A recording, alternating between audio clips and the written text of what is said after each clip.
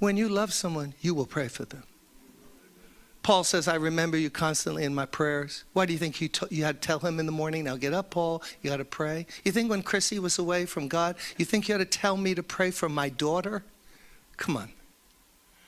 Our problem is we don't have those deep currents of love and passion for people, because when that possesses you, you get crazy for God.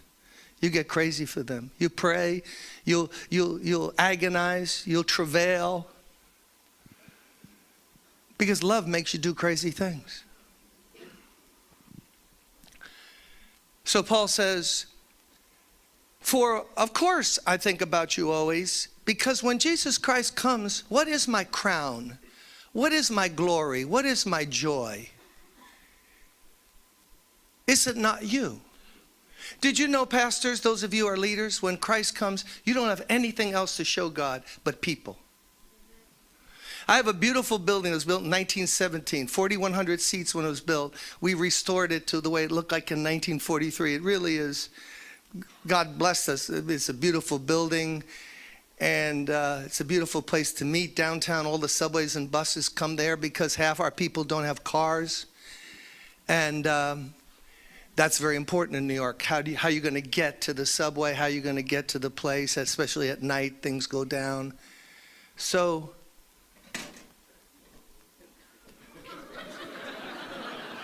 I rebuke whatever that was. So, what am I going to show God? A building? When Christ comes, what am I going to show him? A building? He made the heavens and the earth. My wife won 6 Grammy Awards. What's she going to do? Hold up a Grammy Award for him? Years ago, I won Book of the Year for a book I wrote. And they sent me a certificate. I didn't go to the award ceremony, but I was out of the country. But when Christ comes, what am I going to show him? Book of the Year award? He wrote the Bible. What am I going to show him? My book? Look, I wrote this book. He'll say, I wrote this book. How about that? No. All we have is people.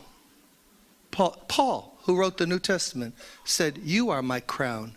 You are my glory. You are my joy. What else are you going to bring him? Just people. I was so proud to hear the report this Sunday afternoon. I was away. I'm supposed to be on vacation here in Florida with my wife. We're in the Tampa area, and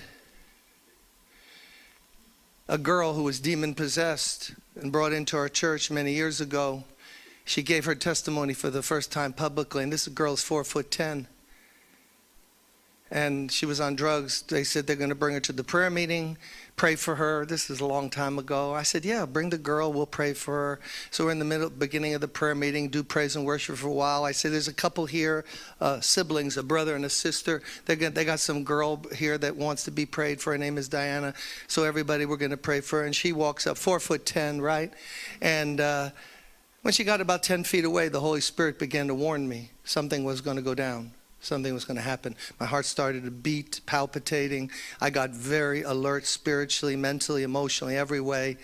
I called a minister, a woman evangelist who was near in the front row. I said, come and help me pray for her. So she's coming as the girl's being brought down the center aisle. And this woman, I think moved upon by the Holy Spirit, just said, oh, Jesus. And when she said that, this 4'10" girl who was stooped over like she's on methadone, you know, just kind of like that kind of body posture, she flipped out, rushed me, threw me against the facing of the platform, I had a dress shirt on that you wear a tie. She ripped the shirt, the collar, like it was tissue. She's 4'10".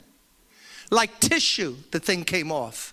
She has her hands on my throat. I grab her, throw her down, and these voices start yelling at her all through the church. There were 1,000 people there. There's 3,000 people now. Every Tuesday in our prayer meeting, there were 1,000 people there that night who heard the voices screaming at me and all of us. Leave her alone. She's ours. You'll never have her. Get out of here. She's ours.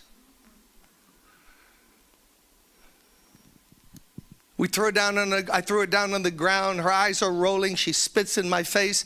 And I had a deacon tap me on the shoulder. And he taps me on the shoulder while this is all going on. He says, Pastor, I believe she's demon possessed. A real prophet on my staff, you know. So she gave her testimony on Sunday. Her name is Diana Barrios. I wish she was here. If you brought her out, you'd never believe that she could ever do that. Because just like the Holy Spirit gives us power to do things we can't do, demonic possession is nothing more than Satan's counterfeit of a church filled with God, doing exploits. If you ever saw her, you say, no way she could do that. A stick of a woman flipped me like that. I still tell her now, you know, Diana, I love you, and you're serving the Lord. He's kept you all these years. And I heard she was so anointed on Sunday. They said, oh, did God use her when she told her story, how she grew up. Her mother was a witch and had gotten involved in all this dark side stuff. But I told her, Diana, I love you, but you ruined a shirt. You're so cheap. Would you buy me a shirt, please? $16.34. And she'll laugh and laugh. Now, my book award or whatever, any notoriety, that means nothing. But Diana, oh yeah. I'll show Diana to Jesus. For what else is my crown? What else is my hope? What else do you have? But change lives. If we don't have those, what are we going to show them? What's your crown?